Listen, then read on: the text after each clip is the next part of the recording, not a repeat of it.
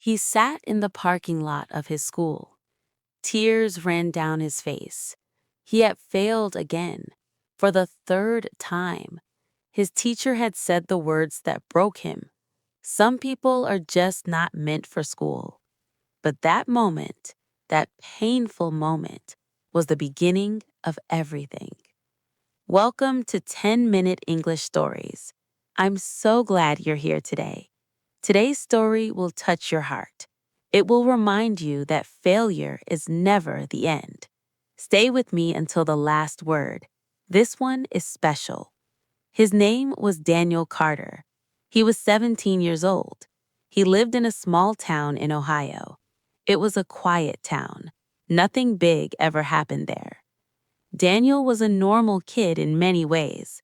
He loved basketball, he loved music, he loved making people laugh. But school was different.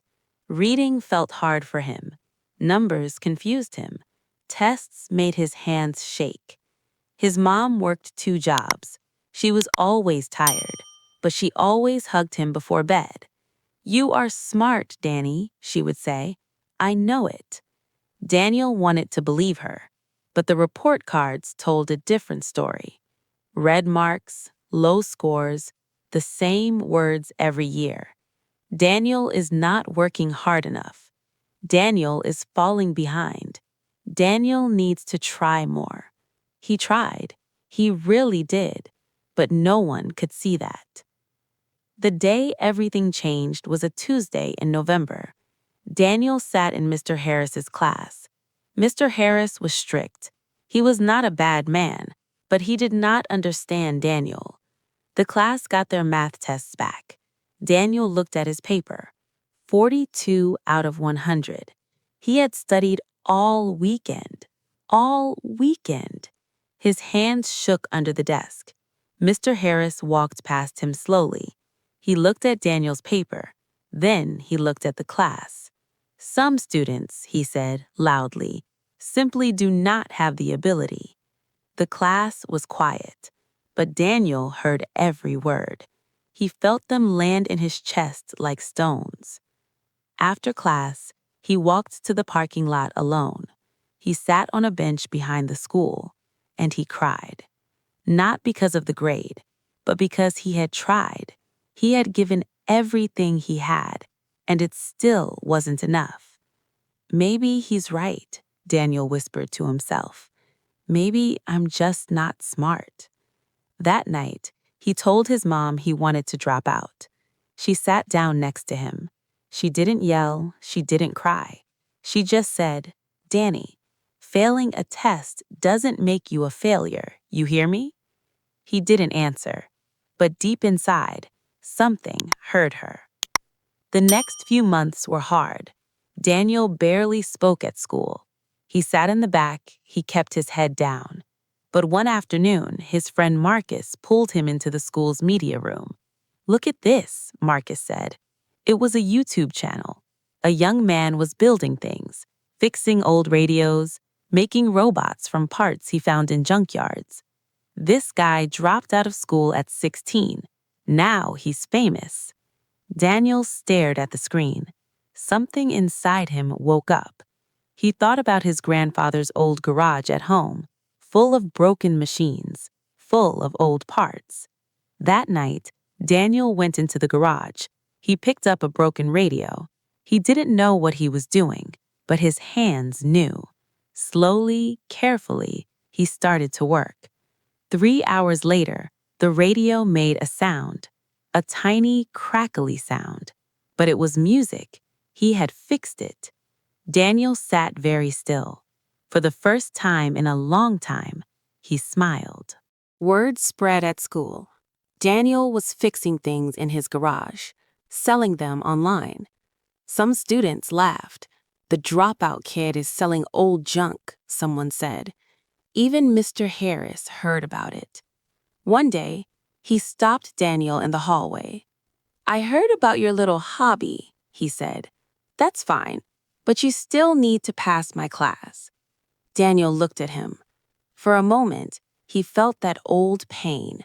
But then something shifted. "Mr. Harris, Daniel said quietly. "I'm not doing it as a hobby." He pulled out his phone. He showed his teacher the numbers. In 4 months, Daniel had made over $3,000 online from his grandfather's garage, fixing broken machines and selling them. Mr. Harris stared at the screen. He didn't say a word. Daniel walked away. His heart was pounding, but his head was high. That night, he called his mom from the garage. "Mom," he said, "I think I found my thing." She was quiet for a second. Then he heard her crying softly. "I always knew you would, baby," she said. "I always knew." Daniel did not become a school dropout. He made a decision.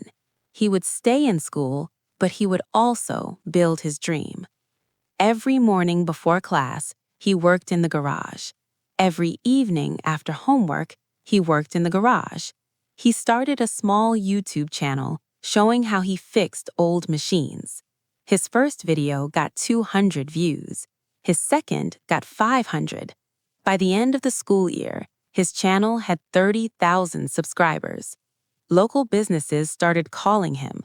A radio station in Columbus asked him to fix their old recording equipment. He did it perfectly.